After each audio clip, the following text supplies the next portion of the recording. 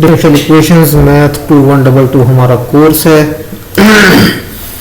और हमारा सेक्शन ये है 2.2 हमारी जो बुक हम फॉलो कर रहे हैं उसका ये आउटलाइन है लेक्चर की।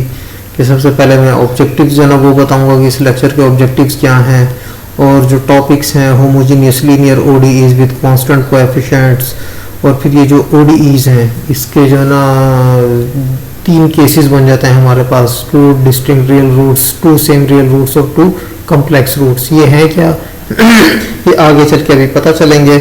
ऑब्जेक्टिव्स के अंदर इनका थोड़ा सा आइडिया हो जाएगा और ये पता चल जाएगा कि हमने करना क्या है। तो ये हमारे जनाब हैं ऑब्जेक्टिव्स कि अगर हमने second order homogeneous linear ODE जिसके अंदर कोएफिशिएंट्स जो हैं वो फंक्शन ऑफ एक्स के बजाय सिर्फ और सिर्फ कांस्टेंट नंबर्स हों, तो उसके लिए हम एक जो है ना अलजेब्राइक इक्वेशन बनाते हैं जिसे हम कहते हैं ऑक्सिलरी इक्वेशन। अब सेकंड ऑर्डर ओडीई के केस में ये जो अलजेब्राइक इक्वेशन है ये क्वाड्रेटिक इक्वेशन होगी, और क्वाड्रेटिक इक्वेशन के अंदर हमें पता है क्या होता है, एक डिस्क्रिमिनेंट होता है b² - 4ac। तो उसको जो है एफएससी के अंदर भी आप लोग पढ़ के आए हुए हो कि अगर जो हमारे पास जो है ना जो इसका डिस्क्रिमिनेंट होता है अगर वो पॉजिटिव हो तो 2 डिस्टिंक्ट रियल रूट बनते हैं, अगर वो 0 हो तो 2 सेम रियल रूट बनते हैं, अगर वो नेगेटिव हो तो कॉम्प्लेक्स रूट्स बनते हैं 2 हमारे पास। तो इन 3 केसेस की बेस पर इसके सॉल्यूशन भी 3 डिफरेंट तरीके के हमारे पास आ सकते हैं। तो ये चीज़ें जो ना हमारा ऑब्जेक्टिव है कि ऑक्सिलरी इक्वेशन बनाते कैसे हैं एक चीज़, और ऑक्सिलरी इक्वेशन के डिस्क्रिमिनेंट से जो 3 केस बनते हैं उन तीनों केसेस को लेकर हम अपनी ओडीई को किस तरह सॉल्व करते हैं। तो ये देखो कि हमारे पास ये है सेकंड ऑर्डर है, ठीक है, ये मैक्सिमम डेरिवेटिव सेकंड है, लीनियर है क्यों, y और y के डेरिवेटिव्स की पावर 1 है, और इनके साथ जो कोएफिशिएंट्स हैं या तो वो फंक्शन ऑफ x होने चाहिए या कांस्टेंट होने चाहिए, इस केस में सारे कांस्टेंट है, लीनियर है, और इसके अलावा राइट साइड हमारी 0 है, तो ये होमोजीनियस भी है। तो second order homogeneous linear ODE है, और जो कोएफिशिएंट्स हैं वो क्या है, कांस्टेंट। यहाँ पे 1 है, यहाँ पे a है, यहाँ पे b है। अगर यहाँ पे कोई नंबर होता मिसाल के तौर पर c, तो हम क्या करते, पूरी इक्वेशन को c से डिवाइड कर देते, अगेन हमारे पास क्या आ जाता 1। तो इस तरह की जो ओडीई हो y का डबल डेरिवेटिव प्लस एक कांस्टेंट नंबर मिसाल के तौर पर 2 या -5 into y first derivative plus कोई भी constant number into y is equal to 0। तो ये हमारे पास क्या होगी, ये हमारे पास second order homogeneous linear ODE. अब इसके अंदर ये पॉसिबल है कि a0 हो सकता है, b0 हो सकता है, लेकिन इसका कोएफिशिएंट 0 नहीं होना चाहिए, क्योंकि अगर इसका कोएफिशिएंट 0 होगा तो ये पूरी टर्म क्या हो जाएगी 0, और ये हमारी फिर सेकंड ऑर्डर ओडीई नहीं रहेगी। These equations यानी कि सेकंड ऑर्डर ओडीईज की बात कर रहा है कि second order ODEs have important applications in mechanical and electrical vibrations as we shall see in section 2.4, 2.8 and 2.9। ये 2 सेक्शन तो हम पढ़ेंगे, लेकिन ये वाला शायद मैं स्किप करवा दूं क्योंकि ये इलेक्ट्रिकल इंजीनियरिंग से रेलिवेंट है, अगर टाइम हुआ तो हो सकता है कवर करवा भी दूं। तो टू सॉल्व 1 यानी कि ये जो हमारी ओडीई है सेकंड ऑर्डर होमोजीनियस लीनियर, इसको मैंने इक्वेशन 1 का नाम दिया हुआ है। तो to solve equation 1 we recall from section 1.5, जो हमारा सेक्शन 1.5 था उसके अंदर हमने क्या पढ़ा था, that the solution of first order linear ODE with constant coefficient k y prime plus ky is equal to 0। ये हमें ऑलरेडी पता है कि ये कौन सा मॉडल है हमारा, ये हमारा एक्सपोनेंशियल मॉडल है। क्यों, इसको जब सॉल्व करते हैं तो हमारे पास एक्सपोनेंशियल ग्रोथ और एक्सपोनेंशियल डीके वाले मॉडल बनते हैं ये। और जो इस तरह की इक्वेशंस होती हैं उसके अंदर अब ये जो y is equal to c e to the power minus k x है, अगर इसका डेरिवेटिव लो वो डेरिवेटिव यहाँ पुट कर दो, y की वैल्यू यहाँ पुट कर दो, तो ये इक्वल टू 0 आना चाहिए इनफैक्ट। तो इसी तरह जो हमारी ओडीई 1 है यानी कि ये वाली, इसके अंदर हम ये ट्राई करते हैं कि y is equal to e to the power lambda x, ये एक सोल्यूशन है, ठीक है, ये एक सोल्यूशन है किसका, इस ओडीई का। तो अब हमें क्या क्या चाहिए, y का डबल डेरिवेटिव चाहिए और सिंगल डेरिवेटिव चाहिए। हमारे पास फंक्शन तो है, हम इसका जो सिंगल डेरिवेटिव लेते हैं वो क्या बन जाएगा, y prime is equal to e to the power lambda x का derivative e to the power lambda x और लैम्डा एक्स का डेरिवेटिव लैम्डा, इसका एक और डेरिवेटिव ले लो इस इक्वेशन का, तो क्या बन जाएगा, ये बन जाएगा y डबल प्राइम, और ये e to the power lambda x का derivative e to the power lambda x और लैम्डा एक्स का डेरिवेटिव लैम्डा, वो लैम्डा इस लैम्डा के साथ मल्टीप्लाई हो जाएगा, तो ये क्या बन जाएगा, लैम्डा स्क्वायर्ड। अब हम क्या करते हैं, ये y प्राइम और y डबल प्राइम ये वाली वैल्यूज हम पुट कर देते हैं इन जगहों पे, y प्राइम और y डबल प्राइम की जगह, तो हमारे पास बन जाएगा lambda squared e to the power lambda x plus a, ये a कहां से आया, ये वाला, और जो y प्राइम है उसकी जगह ये y प्राइम की value lambda e to the power lambda x plus b, ये वाला, और y की जगह y की value e to the power lambda x is equal to 0।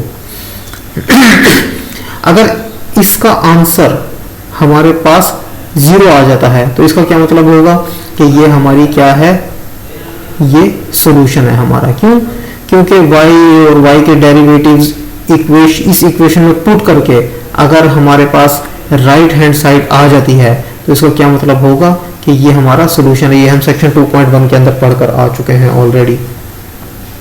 अब इस इक्वेशन के अंदर से e to the power lambda x जो है ना कॉमन निकाल लो, ये और ये, तो अंदर क्या बन जाएगा, lambda square plus a lambda plus b is equal to 0। अब जब कोई से दो नंबर का प्रोडक्ट 0 आ रहा हो उसका मतलब होता है कि या तो पहला नंबर 0 है या फिर दूसरा नंबर 0 है, लेकिन ये 0 नहीं है e to the power lambda x. क्यों, e to the power lambda और ये फंक्शन है x का।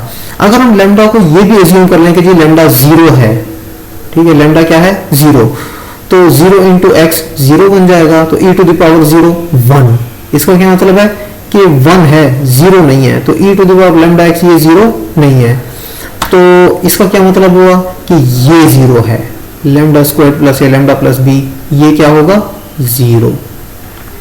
अब ये जो हमारी इक्वेशन बनी है लैम्डा स्क्वायर प्लस ए लैम्डा प्लस बी, इसको हम कहते हैं कैरेक्टरिस्टिक इक्वेशन या ऑक्सिलरी इक्वेशन। इस इक्वेशन को क्या कहते हैं, कैरेक्टरिस्टिक इक्वेशन या ऑक्सिलरी इक्वेशन।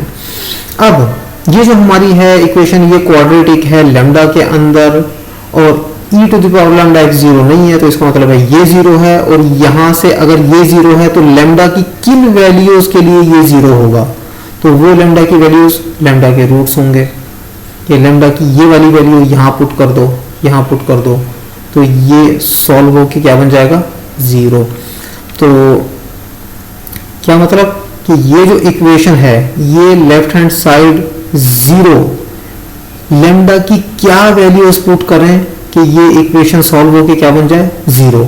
तो वो वैल्यूज किस तरीके से फाइंड की जा सकती हैं, क्वाड्रेटिक फार्मूला से, lambda is equal to minus b plus minus b square minus 4ac, minus a ये जो है माइनस बी प्लस वाला ये वाली इक्वेशन है, और माइनस बी माइनस ये वाली है, तो ये दो रूट्स आ जाते हैं हमारे पास इस इक्वेशन के। अब ये जो हमारे पास दो रूट आए हैं इसके मुताबिक हमारे पास कौन कौन से सॉल्यूशन बन जाएंगे, एक इस रूट के साथ बनेगा और एक इस रूट के साथ। अब ये देखो कि हमारे पास हमने क्या एज्यूम किया था कि सॉल्यूशन हमारे क्या है, y is equal to e to the power lambda x। अब लैम्डा की कितनी वैल्यूज आई हैं, 2, लैम्डा 1 और लैम्डा 2, तो सॉल्यूशन भी हमारे पास 2 हो जाएंगे, y1 is equal to e to the power lambda 1 x और y2 is equal to e to the power lambda 2 x। ये देखो लैम्डा 1 लैम्डा 2 ये दिए हुए, तो सॉल्यूशन हमारे पास y1 is equal to e to the power lambda x plus और दूसरा y2 is equal to e to the power lambda 2 x। ये हमारे सॉल्यूशन आ गए। अब इन दोनों को अगर डिवाइड करें y1 डिवाइडेड बाय y2 तो ये कोई कांस्टेंट नंबर नहीं है, ठीक है। क्यों, ये देखो कि लैम्डा 1 और लैम्डा 2 दो डिफरेंट वैल्यूज हैं। ये देखो यहाँ पे प्लस है और यहाँ पे प्लस की जगह क्या लगा हुआ है माइनस, तो इसका क्या मतलब है कि लैम्डा 1 और लैम्डा 2 दो डिफरेंट नंबर हैं। जब लैम्डा 1 और लैम्डा 2 दो डिफरेंट नंबर होंगे तो इसका मतलब क्या हो गया कि e to the power some function of x, और ये क्या होगा e to the power some other function of x, यानी कि ये फंक्शन ऑफ x और ये फंक्शन ऑफ x सेम नहीं होंगे। क्यों, लैम्डा 1 और लैम्डा 2 डिफरेंट हैं। तो जब हम y1 और y2 को डिवाइड करेंगे तो ये कांस्टेंट नंबर नहीं आएगा बल्कि एक फंक्शन ऑफ x बनेगा। ये जब हम एग्जांपल सॉल्व करेंगे उसके अंदर मजीद क्लियर हो जाएगा कि किस तरह ये है। तो चूंकि ये कांस्टेंट नहीं है, ये हम पिछले सेक्शन के अंदर पढ़ के आ गए हैं कि दोनों जो हमारे सॉल्यूशन होते हैं ओडी के, उनको डिवाइड करके अगर कोई कांस्टेंट नंबर नहीं आ रहा तो इसका क्या मतलब होता है कि y1 and y2 form basis, और बेसिस होने का क्या मतलब है कि हमारे सॉल्यूशन लीनियरली इंडिपेंडेंट हैं, हमारे ये फंक्शन y1 और y2। अब ये जो हमारा है लैम्डा इसके सॉल्यूशन के अंदर ये जो इंटरनल पार्ट है स्क्वायर रूट के अंदर वाला a स्क्वायर्ड माइनस 4b, ये हमारा क्या कहलाता है, डिस्क्रिमिनेंट। अब ये जो डिस्क्रिमिनेंट है इसकी बेस पर 3 केसेस हमारे बनते हैं, उनको अब हम 1 बाय 1 डिस्कस करते हैं।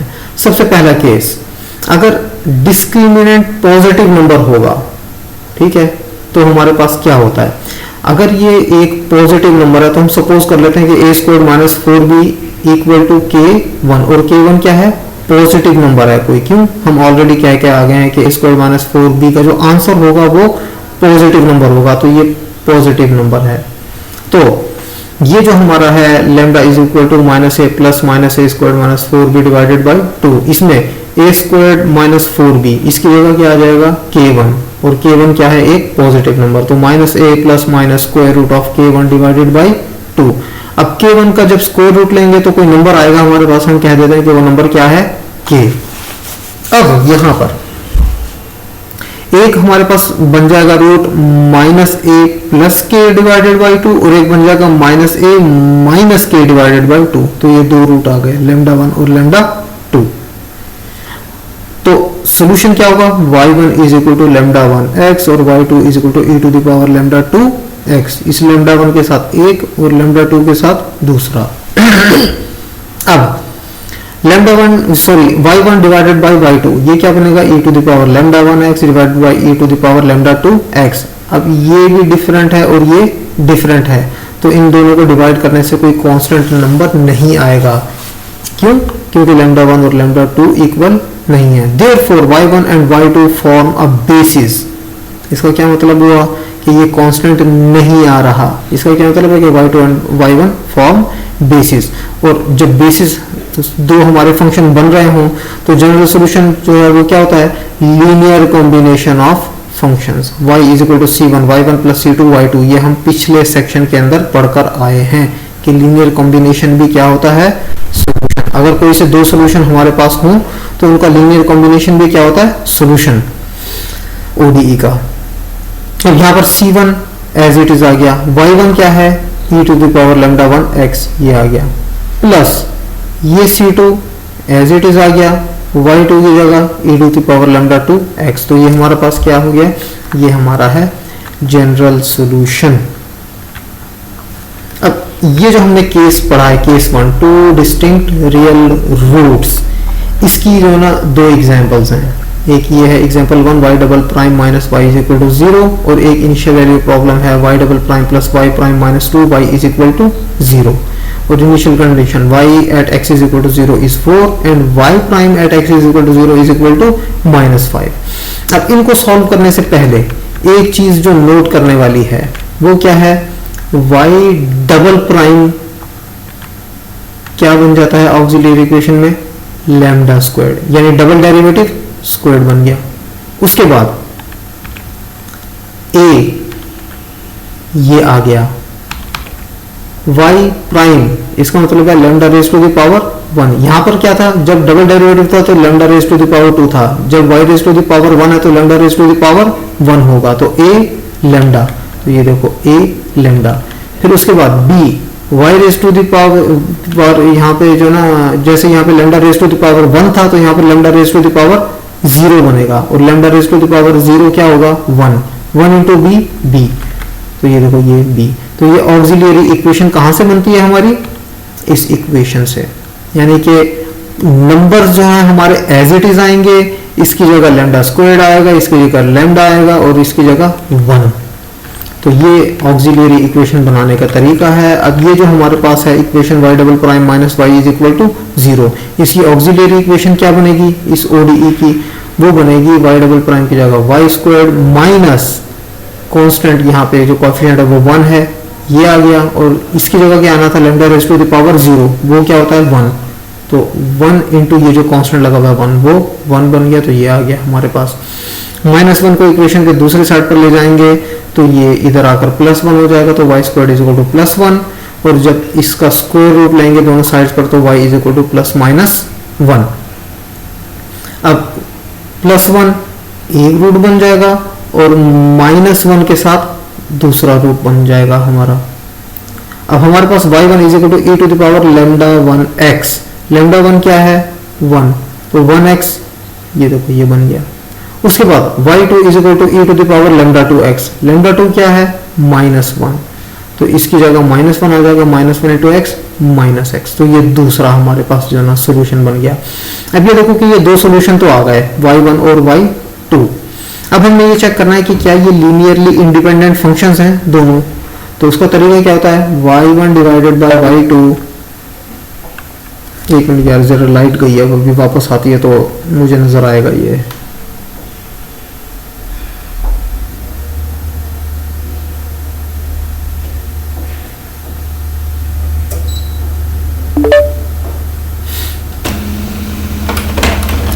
ये y1 डिवाइडेड बाय y2, ये क्या बन जाएगा e to the power x divided by e to the power -x। इसको जब हम सॉल्व करते हैं तो क्या आ जाता है e to the power 2x, और ये हमारे पास कांस्टेंट नहीं है। इसका क्या मतलब हुआ कि y1 और y2 जो है ये लीनियरली इंडिपेंडेंट फंक्शंस हैं। ठीक है, जब हमारे पास लीनियरली इंडिपेंडेंट फंक्शंस हो तो हमारे पास जनरल सोल्यूशन क्या होता है, c1 y1 plus c2 y2। तो फिर ये क्या बन जाएगा, c1 y1 का सोल्यूशन ये जो था y1, ये क्या था e to the power x, c2 ये आ गया, और y2 क्या था e to the power -x। ये हमारा क्या हो गया, जनरल सोल्यूशन। अच्छा, अब ये जनरल सोल्यूशन आ गया हमारे पास। अगर हमारे पास इस प्रॉब्लम के अंदर इनिशियल वैल्यूज गिवन होती तो हम क्या कर सकते थे, हम इसका पर्टिकुलर सोल्यूशन भी फाइंड कर सकते थे।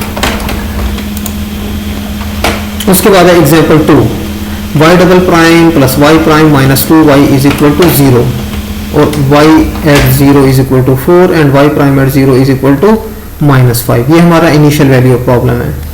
अब इसके अंदर सबसे पहले क्या, इसकी ऑक्सिलियरी इक्वेशन बनाएंगे। जब ऑक्सिलियरी इक्वेशन बनाएंगे वो क्या बन जाएगी, इसकी lambda squared plus 1 into lambda, तो plus 1 into lambda minus 2 into lambda raise to the power 0 यानी कि -2, ये इज इक्वल टू 0। बेशक क्वाड्रेटिक फार्मूला लगा लो, बेशक फैक्टराइज कर लो, मैंने फैक्टराइज किया यहाँ पे। तो y स्क्वायर्ड प्लस इस लैम्डा को कैसे लिखेंगे, +2 लैम्डा माइनस लैम्डा, -2 ये आ गया इज इक्वल टू 0। ये जो दो टर्म है पहली, इसमें से लैम्डा कॉमन ले लो, और ये वाली जो दो टर्म है इसमें से -1 कॉमन ले लो, तो ये हमारे पास लैम्डा कॉमन आएगा पहले दो टर्म में से, हमारे पास बन जाएगा लैम्डा +2। अगली दो टर्म्स में से -1 कॉमन आया तो अंदर बन जाएगा लैम्डा +2। अब एक टर्म ये वाली है और दूसरी टर्म ये वाली है, इन दोनों टर्म्स के अंदर ये लैम्डा +2 क्या है, कॉमन, तो ये लैम्डा +2 कॉमन ले लो। तो पहले टर्म में से जब लैम्डा +2 कॉमन आ जाएगा तो क्या बच जाएगा, लैम्डा ये आ गया माइनस ये आ गया, और इस टर्म के अंदर से जब लैम्डा +2 कॉमन आ जाएगा तो क्या बन जाएगा 1 ये आ गया इज इक्वल टू 0। जब दो नंबर्स का प्रोडक्ट 0 आ रहा हो, इसका मतलब है कि या तो पहला नंबर 0 है या फिर दूसरा नंबर 0 है। तो यही हमने किया, या तो पहला नंबर 0 है या दूसरा नंबर 0 है। यहाँ से लैम्डा की वैल्यू -2 आ जाएगी, यहाँ से लैम्डा की वैल्यू 1 आ जाएगी, तो ये लैम्डा 1 हो गया और ये लैम्डा 2 हो गया। अब हमारा जो पहला सोल्यूशन बनेगा y1 is equal to e to the power lambda 1 x, और लैम्डा 1 क्या है -2, तो e to the power -2x, और जो y2 है ये क्या होगा e to the power lambda 2x, और लैम्डा 2 क्या है 1, तो 1 इंटू x, ये हमारे पास दूसरा सोल्यूशन आ गया।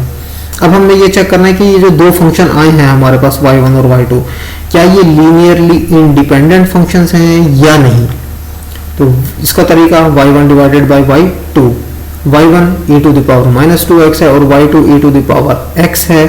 इसको जब डिवाइड करेंगे तो ये e to the power -3x बन जाता है। जाहिर सी बात है ये कांस्टेंट नंबर नहीं है, ठीक है। तो इसका क्या मतलब हुआ कि ये हमारे लीनियरली इंडिपेंडेंट सॉल्यूशंस बनाते हैं। एक मिनट जरा हो। अच्छा, ये कांस्टेंट नहीं है तो जनरल सोल्यूशन क्या होगा, linear combination of y1 and y2 that is c1 y1 plus c2 y2। तो y is equal to c1 y1 हमारे पास e to the power minus 2x है प्लस c2 ये आ गया, y2 हमारे पास e to the power x है। अब हम इस इक्वेशन का डेरिवेटिव लेंगे। डेरिवेटिव क्यों लेंगे, उसकी वजह यह है कि हमारी जो इनिशियल कंडीशन है वो एक विदाउट डेरिवेटिव के साथ होती है और एक डेरिवेटिव के साथ होती है। तो हमारे पास सॉल्यूशन जो आया है ये विदाउट डेरिवेटिव है, तो डेरिवेटिव लेंगे तो दूसरी इनिशियल कंडीशन भी हमारे पास आ जाएगी। तो इस इक्वेशन का जब डेरिवेटिव लेते हैं y का, y प्राइम c1 ये आ गया, e to the power minus 2x का derivative e to the power minus 2x और माइनस 2x का डेरिवेटिव माइनस 2 ये आ गया, plus c2 as it is आ गया, e to the power x का derivative e to the power x। अब ये y वाली इक्वेशन है, ये y प्राइम वाली इक्वेशन है। तो y वाली इक्वेशन के अंदर हम इनिशियल कंडीशन पुट करेंगे, y at x is equal to 0 is equal to 4। तो x की जगह 0 और y की जगह 4, तो y की जगह 4 ये आ गया, x की जगह 0 तो e to the power 0 1 into c1 c1 ये आ गया, plus e to the power 0 1 into c2 c2 ये आ गया। उसके बाद ये वाली जो इक्वेशन है अब इसको यूज करेंगे, तो y prime at 0 is equal to minus 5, इसका मतलब है x is equal to 5 and y prime is equal to minus 5। तो y प्राइम की जगह माइनस 5 आएगा, ये देखो y प्राइम की जगह माइनस 5 और x की जगह 0, तो x की जगह 0 आ जाएगा, तो e to the power 0 1 into minus 2c1 minus 2c1, तो ये देखो माइनस 2c1 आ गया। उसके बाद plus c2 e to the power 0 1 into c2 c2, तो ये देखो ये c2 आ गया। अब ये हमारे पास इक्वेशन है, इसको मैंने नाम दिया इक्वेशन G और ये है इक्वेशन F। इन दोनों को साइमल्टेनियसली सॉल्व करेंगे तो हमारे पास c1 3 आ जाएगा और c2 1 आ जाएगा। तो y is equal to c1 e to the power minus 2x plus c2 e to the power x, यानी कि ये वाली जो हमारी इक्वेशन थी ये वाली जनरल सॉल्यूशन वाली, इसके अंदर c1 की वैल्यू 3 और c2 की वैल्यू 1 ये पुट कर देंगे तो ये हमारे पास क्या आ जाएगा, पर्टिकुलर सॉल्यूशन। ओके ये जो ना जो हमारा सॉल्यूशन आया ये वाला y is equal to 3 into e to the power minus 2x plus e to the power x, इसका हम जो है ना सोल्यूशन कर्व, ये सोल्यूशन है तो इसका कर्व ड्रॉ करेंगे तो क्या बन जाएगा सोल्यूशन कर्व। तो इसकी जो कोडिंग है पाइथन के अंदर ये की हुई है और जब इसको मैं रन करूंगा तो मेरे पास ये ग्राफ बनेगा। अब यहाँ पर ये देखो कि ग्राफ के अंदर पहले एक डिप आया उसके बाद ये इंक्रीज हो रहा है। इसको जरा थोड़ा सा देख लो कि हमारे पास ये जो e to the power minus constant times x ये क्या होता है एक्सपोनेंशियल डिके और ये क्या होता है एक्सपोनेंशियल ग्रोथ। ये हमारे पास है summation of exponential decay as well as exponential growth. तो ये देखो कि एक्सपोनेंशियल डिके और फिर उसके बाद एक्सपोनेंशियल ग्रोथ, तो ये इस तरह का जो है ना हमारे पास बिहेवियर आ रहा है। यानी कि ये जो हमारे पास ग्राफ होते हैं इसको जो ना अब इस चीज को भी थोड़ा थोड़ा सीखना शुरू करोगे, जो ग्राफ होते हैं वो इक्वेशंस के साथ जो है ना किस तरह लिंक हो रहे होते हैं। उसके बाद हमारे पास नेक्स्ट केस है solution with two same real roots. अगर दो रूट्स हो और सेम हो, ठीक है, तो ये case 2 solution with two same real roots. ये केस क्या है कि अगर हमारा डिस्क्रिमिनेंट वो जो हमारी ऑक्सिलरी इक्वेशन थी उसके अंदर अगर हमारा discriminant a square minus 4b अगर 0 हो जाए तो क्या होगा, lambda is equal to minus a plus minus square root of a square minus 4b divided by 2। अब यहाँ पर a स्क्वायर माइनस 4b ये किसका इक्वल है 0 के, तो ये बन जाएगा माइनस a प्लस माइनस 0 का स्क्वायर रूट 0 ये आ गया डिवाइडेड बाई 2। ये क्या बन जाएगा lambda 1 is equal to minus a plus 0 और lambda 2 minus a minus 0, minus a plus 0 और माइनस a माइनस 0, ये दो बन गए हमारे पास। लेकिन ये क्या है, ये भी माइनस ए बाई टू है और ये भी माइनस ए बाई टू है, तो लैम्डा 1 और लैम्डा 2 इक्वल हैं, तो ये दोनों इक्वल है, तो इसको एक ही कांस्टेंट, इसका एक ही का नाम दे दिया हमने, lambda is equal to minus a by two. तो हमारे पास जो सोल्यूशन बनेगा वो y1 is equal to e to the power lambda x। अब यहाँ पे लैम्डा क्या है, माइनस ए बाई टू, तो e to the power minus a by two x या e to the power minus a x by two. तो ये हमारे पास एक सोल्यूशन आ गया। अब लास्ट लेक्चर के अंदर हमने जो है ना, जो लास्ट उसका टॉपिक बढ़ा था पार्ट 2 उसका, उसके अंदर हमने क्या देखा था कि अगर एक सोल्यूशन नोन हो, पता हो, तो दूसरा सोल्यूशन किस तरह फाइंड करते हैं, यूजिंग रिडक्शन ऑफ ऑर्डर, यानी सेकंड ऑर्डर को हम कन्वर्ट करते रहते हैं किसके अंदर, फर्स्ट ऑर्डर के अंदर। वही हम यहाँ पे करेंगे। क्यों, ये देखो पहला सोल्यूशन तो नोन है, ये तो हमें पता चल गया। दूसरे सोल्यूशन के लिए रिडक्शन ऑफ ऑर्डर, तो to find the other linearly independent solution we use the method of reduction of order. अब ये देखो हम क्या करते थे इसके अंदर, ये हम एज्यूम करते थे कि y2 is equal to u times y1, ये हम पिछले लेक्चर के अंदर पढ़ के आए हुए हैं। अब हम क्या करते हैं, इसका डेरिवेटिव लेते हैं, तो y2 का derivative y2 prime, first function का डेरिवेटिव सेकंड फंक्शन वैसे का वैसे, प्लस फर्स्ट फंक्शन वैसे का वैसे सेकंड फंक्शन का डेरिवेटिव। उसके बाद ये जो इक्वेशन आई है इसका दोबारा डेरिवेटिव लो, तो इसका डेरिवेटिव बन जाएगा y2 double prime, first function का डेरिवेटिव ये आ गया, सेकंड फंक्शन वैसे का वैसे, प्लस फर्स्ट फंक्शन वैसे का वैसे और फर्स्ट फंक्शन का डेरिवेटिव ये प्लस ये आ गया। इसके अंदर भी अगेन फर्स्ट फंक्शन का derivative second function as it is, plus first function as it is second function का डेरिवेटिव, तो ये y1 डबल प्राइम बन जाएगा। अब u प्राइम y1 प्राइम और u प्राइम y1 प्राइम ये दोनों ऐड हो जाएंगे, तो ये 2u प्राइम y1 प्राइम बन जाएगा, बाकी सारा कुछ एज इट इज रहेगा, and this is y2 double prime की वैल्यू है, ये जीरो यहाँ पे नहीं होना चाहिए था।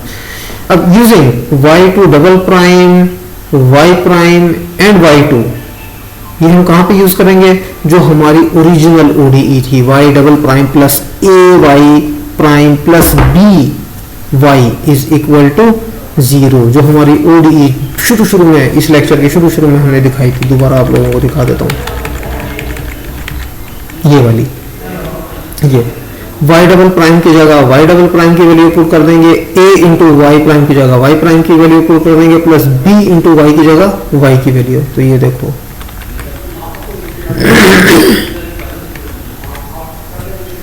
कि y डबल प्राइम की जगह y डबल प्राइम की वैल्यू पुट कर देंगे जो कि ये रही, ठीक है, plus a into y prime, इधर हम क्या करेंगे, y प्राइम की वैल्यू पुट कर देंगे, यानी कि u prime y1 plus u y1 prime ये आ गया, plus b into y, b into y, y क्या है u y1 ये आ गया, इज इक्वल टू 0।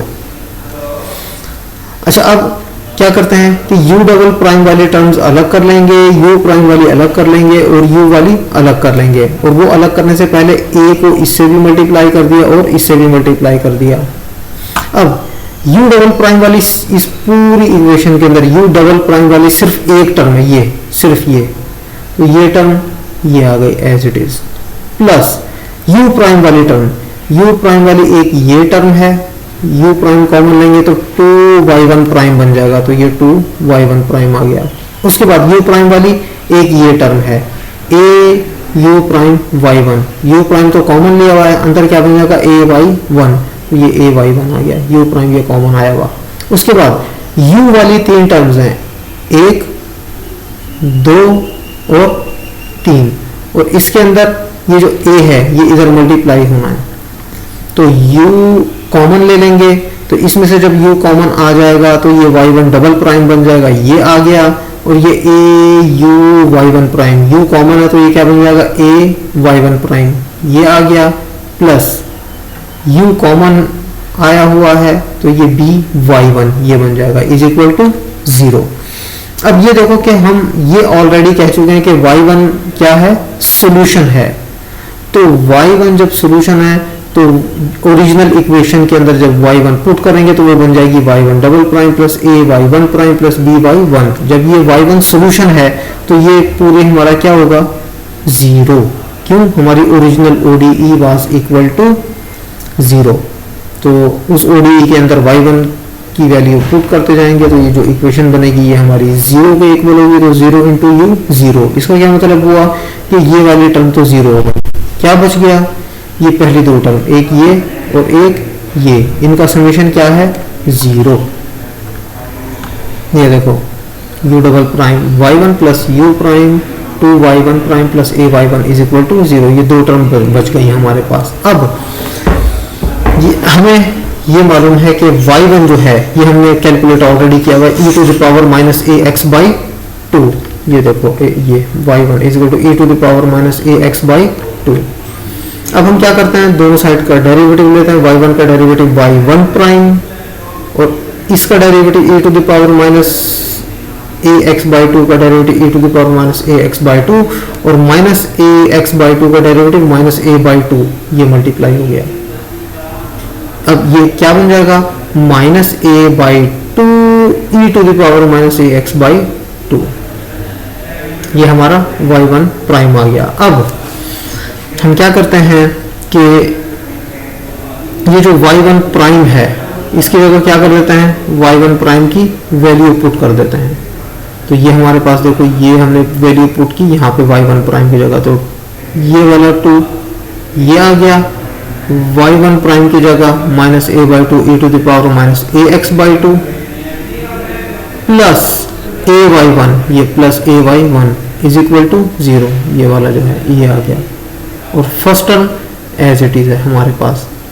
अब यहाँ पर 2 से 2 कैंसिल, तो ये क्या बन जाएगा, ये देखो ये वाली टर्म एज इट इज आ गई, u prime as it is आ गया, 2 से 2 कैंसिल हो गया, minus a e to the power minus a x by 2। तो minus a e to the power minus a x by 2, a y 1 ये आ गया इज इक्वल टू 0। अब ये देखो कि हमारे पास जो y1 है वो क्या है, e to the power minus a x by 2, यानी कि e to the power minus a x by 2 की जगह हम क्या पुट कर सकते हैं y। तो e to the power minus a x by 2 की जगह क्या पुट कर दो y1, माइनस ए ये आ गया प्लस ए वाई 1 ये है। तो देखो minus A y 1 plus a y 1 ये भी कैंसिल हो गए, तो ये वाली टर्म भी क्या हो गई हमारी 0, क्योंकि ये और ये कैंसिल हो गए 0 बन गए, 0 इंटू यू प्राइम 0। तो क्या बन गया, ये वाली टर्म रह गई खाली हमारे पास कि u double prime y1 is equal to 0। तो u double prime y1 is equal to 0। अब ये जो y1 है हमारा y1 ये 0 नहीं है, क्यों, क्योंकि y1 is equal to e to the power minus a x by 2 है। अब बेशक x 0 हो जाए बेशक a 0 हो जाए, दोनों केसेस के अंदर e टू द पावर 0 1 बनेगा। तो इसका क्या मतलब हुआ कि y1 0 नहीं है। जब दो नंबर्स का प्रोडक्ट 0 आ रहा हो तो एक नंबर उसमें से नॉन 0 हो, तो इसका क्या मतलब है कि दूसरा नंबर 0 है। तो u double prime is equal to 0। अब u double prime is equal to 0, दोनों साइड पर इंटीग्रेट करेंगे तो ये एक डेरिवेटिव कम हो जाएगा, u prime is equal to इसका integral constant of integration c1। उसके बाद ये दोबारा जो है इंटीग्रेट कर दो दोनों साइड पर, तो u प्राइम का डेरिवेटिव खत्म हो गया, u बन जाएगा।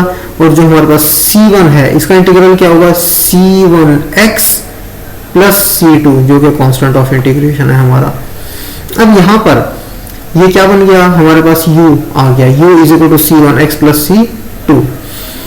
अब इसके अंदर हम एज्यूम कर लेते हैं कि c1 जो है वो 1 है और c2 क्या है 0। तो हमारे पास ये इक्वेशन क्या बन जाएगी, u is equal to x, u is equal to x, ये आ गया हमारे पास u।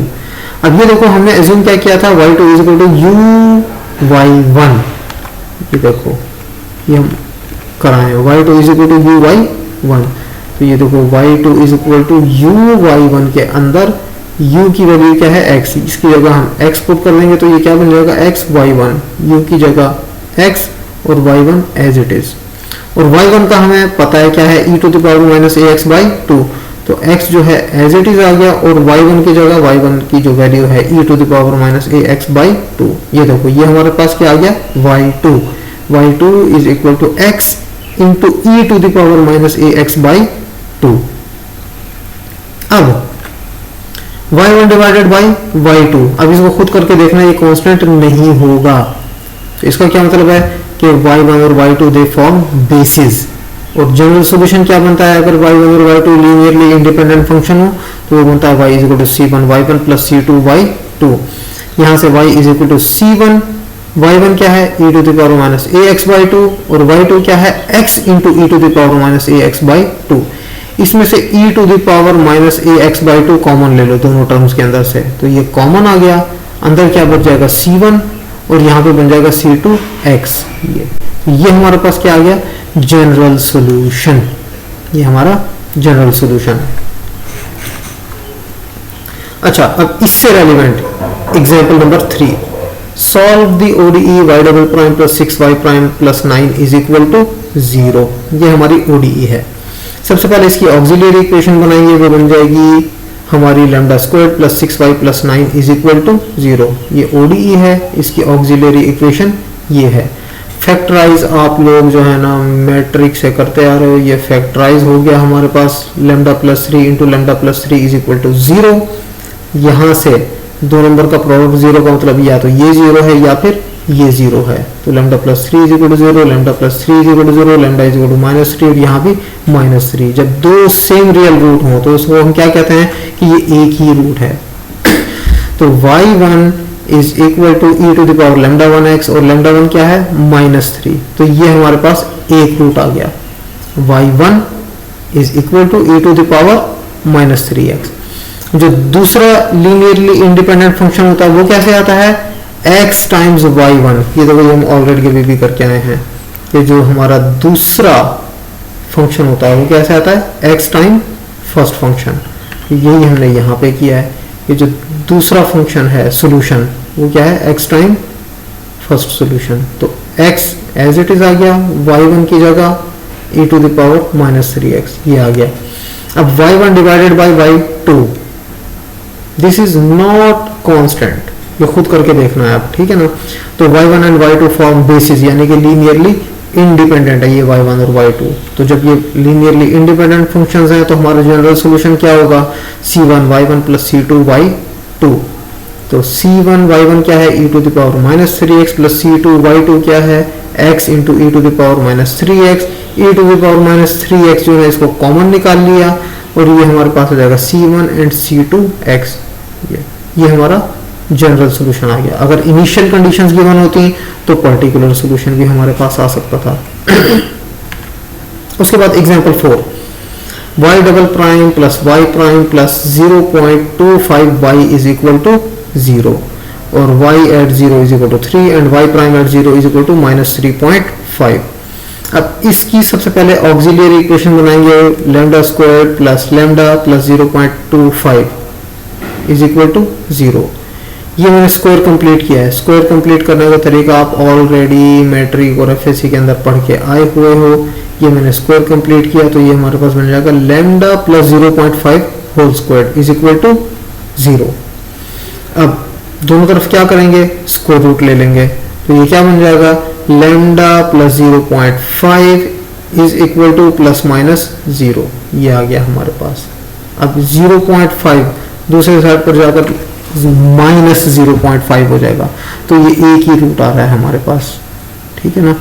तो यहां से y1 क्या हो जाएगा e to the power lambda 1 x और लैम्डा 1 क्या है माइनस 0.5, तो ये माइनस 0.5 x, ये एक आ गया सोल्यूशन। दूसरा सोल्यूशन कैसे आएगा y2 is equal to x y1।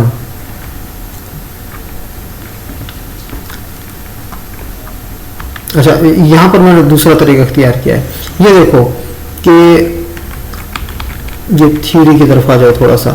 यहां पर हमने क्या देखा था कि जब हमारे पास एक सोल्यूशन नोन हो, एक सोल्यूशन नोन हो यानी कि ये y1 is equal to e to the power minus a x by 2, y1 is equal to e to the power minus a x by 2, यानी कि एक सोल्यूशन अगर नोन हो तो हम किस तरफ बनाते हैं अपनी वो जो हमारी होती है जनरल सॉल्यूशन, वो क्या होता है, इस तरह भी निकाला जा सकता है और डायरेक्ट भी फाइंड कर सकते हो।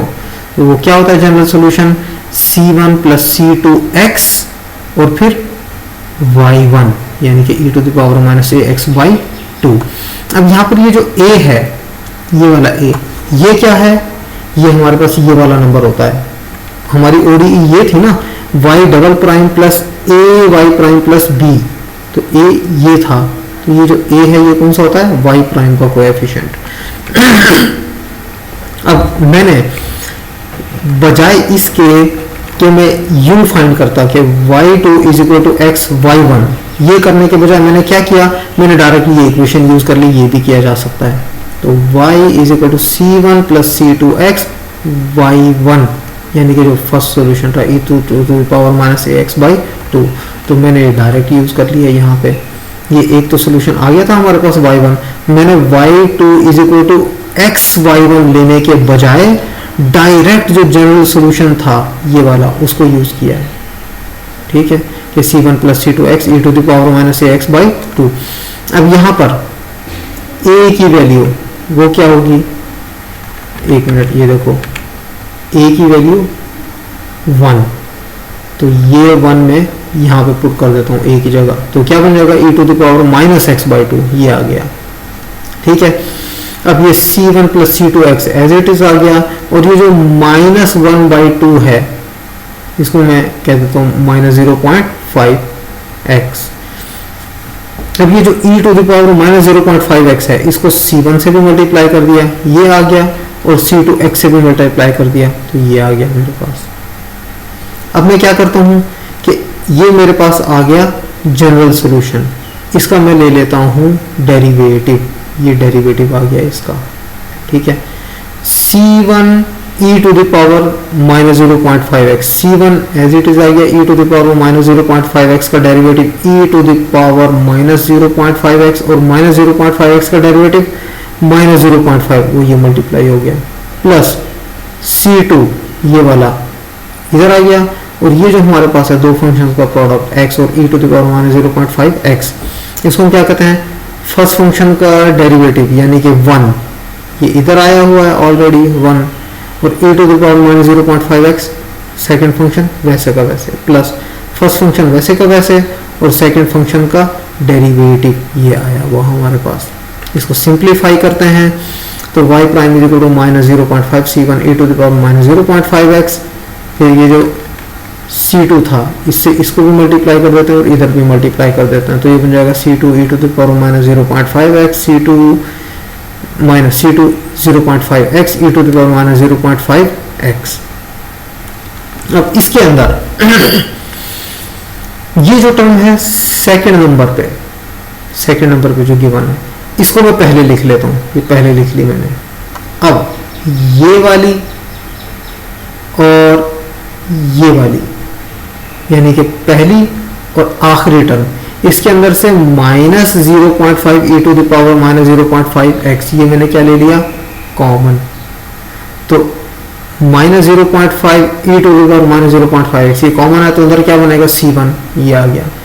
इस टर्म के अंदर से -0.5 e to the power -0.5x common आ गया, तो अंदर क्या बनेगा c2x, ये आ गया।